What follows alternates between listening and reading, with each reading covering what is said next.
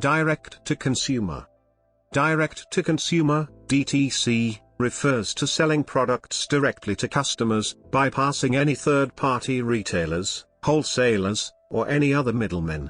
DTC brands are usually sold online only and specialize in a specific product category: Casper, Warby Parker, Everlane, Harry's, Outdoor Voices, Away, and Dollar Shave Club. Some direct-to-consumer brands have opened a limited number of physical retail spaces in adjunct to their main e-commerce platform in a clicks-and-mortar business model. History of direct-to-consumer. Direct-to-consumer became immensely popular during the dot-com boom of the late 1990s, when it was mainly used to refer to online retailers who sold products and services to consumers through the Internet. Kenton, 2019. But looking at physical exchange of goods/services, this model dates way back in time, when the modes of transportation we are using today were unknown and electricity was not yet discovered. People back then consumed mostly locally due to large geographical distances, which they could overcome either on foot or by horse, but both usually took them days. Therefore, they established relationships with closest goods and service providers, and this is how direct-to-consumer model first looked like. If we look, for instance, at the farmers as a business, it could be argued that they had a small but loyal pool of customers and operated on a small scale. The relationships were tight and healthy, because the switching costs for customers were pretty high, as said, due to geographical barriers and small number of competitors. Furthermore, there was much more space for personalization of business processes, as farmers, among others, such as shoe repair master, knew exactly who their customers were and what they wanted. But as various faster modes of transport emerged and as villages expanded to cities, everything became much more interconnected. Before that, customers didn't think about buying from businesses from distant foreign villages. But now, they started to think about what pays off more to them, especially if local food/service providers thought their businesses cannot be disrupted by no one else and dropped their guard. Consumers asked themselves whether costs of buying locally are still so much lower than the costs of buying from a foreign farmer with better food. They asked themselves whether it is not worth spending additional resources on transport to get their shoes fixed so that they last long without tearing apart, compared to fixing them every other month at local shoe repair. This is how direct-to-consumer model eventually became much more dynamic and wider. As cities continued to spread and as new modes of transport kept emerging, steamboat, first cars, trains, plus taking into account expansion of road infrastructure and inventions such as electricity and everything that came after it, consumers were able to choose among wide variety of goods and service providers, most of which they could reach with way lower costs than before. Respectively, the relationships between business and consumer changed.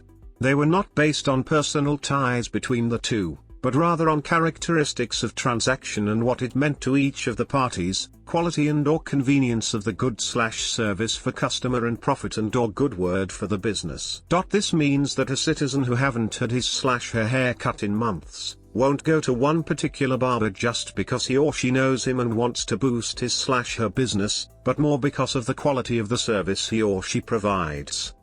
With the passage of time, Internet emerged and disrupted the direct-to-consumer model severely. Many different types of goods and services were now not few blocks or kilometers away, but rather few mouse clicks.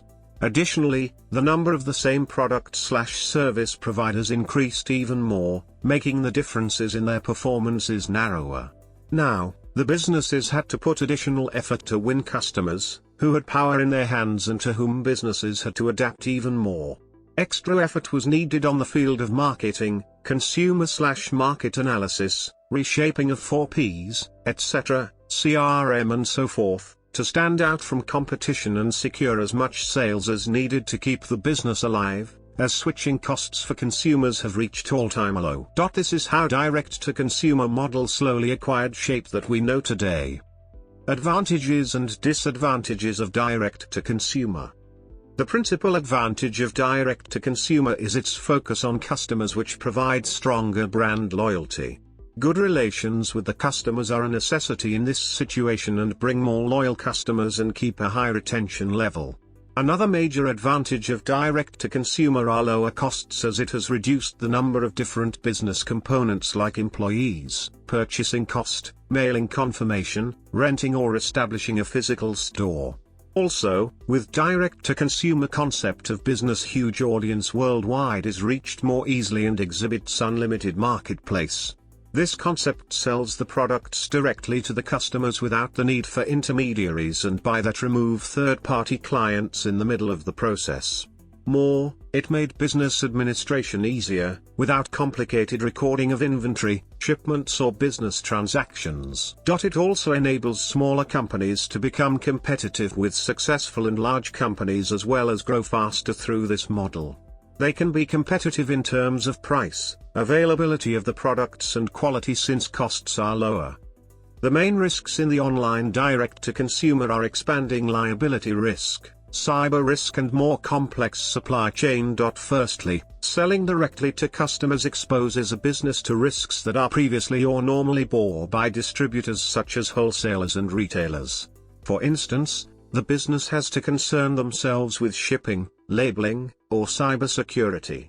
The latter is one of the main risks of running a direct-to-consumer e-commerce firm, due to the sensitivity of handling consumers' data. Data privacy and security became one of the priorities, especially in online businesses.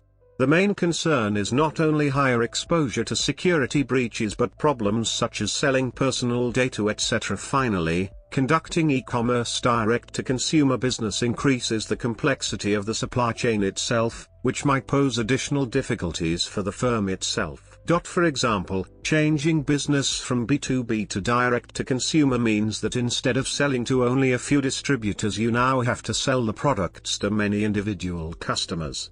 This means that the company is now in charge of delivering products to their customers' doorsteps, which increases the complexity of the distribution chain and poses additional risks. Direct-to-consumer model in practice. The direct-to-consumer business model can be applied in many different ways. For instance, the entire company or just some product lines can adopt such a model. An example of such a company is Away, an e-commerce company that produces expensive travel accessories and was valued at $1.4 billion in 2019. Their main product, sold mainly online and in some brick-and-mortar stores, are high-end suitcases. In 2015 they sold more than 300,000 suitcases at lower prices than their competition due to the adoption of direct-to-consumer business model. Besides that, Away's success can be credited to their deep understanding of their customers as travelers. Secondly, only one product line can adopt the direct-to-consumer business model. For instance, 7th Generation adopted such a model. This company is now a part of the Unilever and are offering a wide array of different personal care products. Although the company is not entirely direct-to-consumer, they offer a line of feminine hygiene products directly to consumers and are thus improving their experience. They offer the customization of monthly subscription of the previously mentioned product. Initially the buyers solve a quiz, by which the 7th Generation then tailors the monthly box to buyers' needs. Furthermore, another Unilever's subsidiary adopted such a direct-to-consumer business model. Mile has been selling its mustard products through retailers since 1723, but after the acquiring of Unilever, they have started to sell directly through their website.